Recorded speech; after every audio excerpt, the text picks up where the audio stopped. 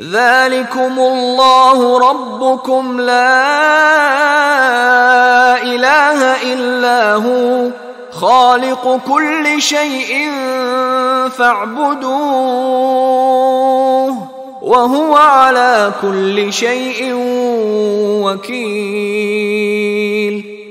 ذالکم اللہ ربکم، وہ ہے اللہ تمہارا رب۔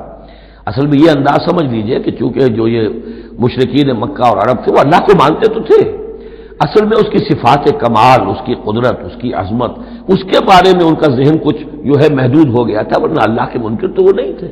ذالکم اللہ ربکم، دیکھو جس اللہ کو تم مانتے ہو وہ ہے وہ اللہ جس کی یہ شان ہے۔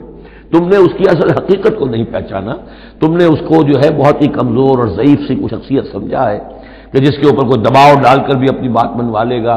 تم نے سمجھا ہے جیسے کہ تمہاری کوئی بچی آ جائے اور تم سے کچھ چیز مانگے تو اگر تم دے سکتے ہو تو ضرور دے دیتے ہو، ایسے ہی اس کی بچیاں بھی ہیں، یہ فرشتے جو ہیں جس کی سفارش کریں گی وہ جو ہے سب بخش دیے جائیں گے۔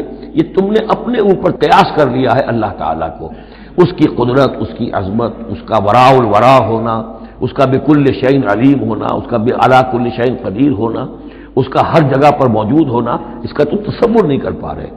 ذالکم اللہ ربکم، وہ ہے اللہ تمہارا رب جو جس کو ہم اس طرح بیان کر رہے ہیں۔ لا الہ الا ہوا، اس کے سوا کوئی معبود نہیں ہے، خالق کل شیء، وہ ہر شے کا بنانے والا، پیدا کرنے والا ہے۔ فاعبدوہ، بس اسی کی بندگی اور پرستش کرو۔ وہو علی کل شیء وکیل، اور وہ ہر شے کا کارساز وہی ہے، کوئی تمہارے لیے کارساز نہیں۔ لا تتخذوا من دونی وکیلا، میرے سوا کسی اور کو اپنا کارساز نہ سمجھنا۔